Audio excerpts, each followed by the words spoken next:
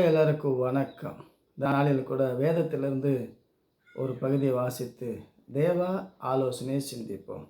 அப்போஸ்தலனாகிய பவுல் கலாத்தியருக்கு எழுதின நிருபம் 3வது அதிகாரம் 8வது வசனத்தையும் 9வது வசனத்தையும் வாசிப்போம்.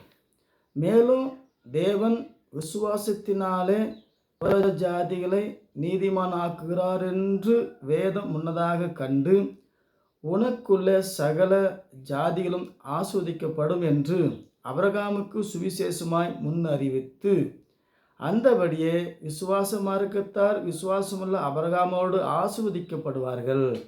ஆசீர்வாதம்னா என்ன? சுவிசேஷனா என்ன? ஆசீர்வாதம். ஆபிரகாமுக்குள்ளே உனக்குள்ளே பல ஜாதிகள் ஆஸ்வதிக்கப்படும். ஆகவே சுவிசேஷம் ஆபிரகாமுக்கு சொல்லப்படுது. சுவிசேஷம் என்று சொன்னால் தேசத்துக்கும் உலகத்துக்கும் ஆசீர்வாதம், ஐஸ்வர்யம், சுகம், பலன்.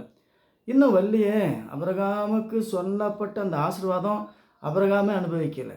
400 வருஷமாக எகிப்தில் அடிமை இருந்தார்கள். இதெல்லாம் எதுக்குன்னா, உலகத்துக்கு அடிமையாக இருந்தாலும் எஜமான் அந்த அடிமைத்தனத்தில் விடுதலையாக்கி ஆசீர்வதிக்கிறார் என்பதற்கு ஒரு அடையாளமாய், உயர்வது தாழ்வது ஒரு அடையாளம், உயர்வது தேவனுடைய அற்புதம். ஆகவே தாழ்த்தப்படுகிறதும் உயர்த்தப்படுகிறதும் தேவனுடைய கையில் உண்டு என்பதை அறிந்து கொள்ளும்படியாய் தேவன் ஆபிரகாமுக்கு தேவன் வாக்குத்தத்தம் தந்து, இந்த வாக்குத்தத்தை நிறைவேற்ற பல நிபந்தனைகள்.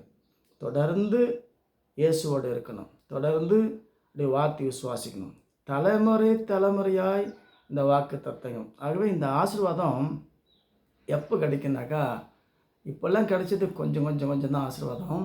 1000 வருஷ அரசாட்சியில் தான் தேவன் புறஜாதிக்கு ஆபிரகாமுக்குள்ளே சொல்லப்பட்ட அந்த ஆசீர்வாதம் 1000 வருஷம் அரசாட்சியில் நிறைவேற்றுவார். ஆகவே இன்னும் நமக்கு காலத்தையும் நேரத்தையும் தந்திருக்கிறார். ஆபிரகாமோடு நம்ம ஆஸ்வதிக்கப்பட வேண்டும்.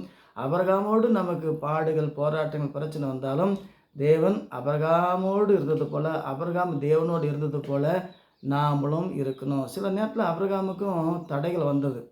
ஈசாக்கு இல்லை, அதுக்கு முன்னாடி வீட்டுக்காரி ஆக்கி சாரால் பண்ண சாரமற்ற பல காரியங்கள். மறுபடியும் ஈசாக்கு தேவன் தந்தார். ஈசாக்கை பலியாய் கொடுக்க வேண்டும் என்று கேட்கும்போது எந்த நிபந்தனையும் சொல்லாமல் ஈசாக்கை பலி கொடுக்க ஆபிரகாம் புறப்பட்டான். ஆகவே தேவன் கொடுத்தார், தேவன் எடுத்தார், தேவனை சார்ந்து வாழ முடியாய். இதெல்லாம் நமக்கு ஒரு முன்மாதிரியான அடையாளம். ஆகவே ஆசீர்வாதத்தையும் ஐஸ்வர்யத்தை சுதந்திரித்து கொள்ள சுவிசேஷத்தை வாசிப்போம், யோசிப்போம். தலைமுறையாய் ஆசீர்வாதத்தை சுதந்திரித்து கொள்ள தொடர்ந்து தேவனுடைய வார்த்தையோடு இருப்போம். கர்த்தர் உங்களை ஆசீர்வதிப்பார். மீண்டும் சந்திப்போம். வணக்கம்.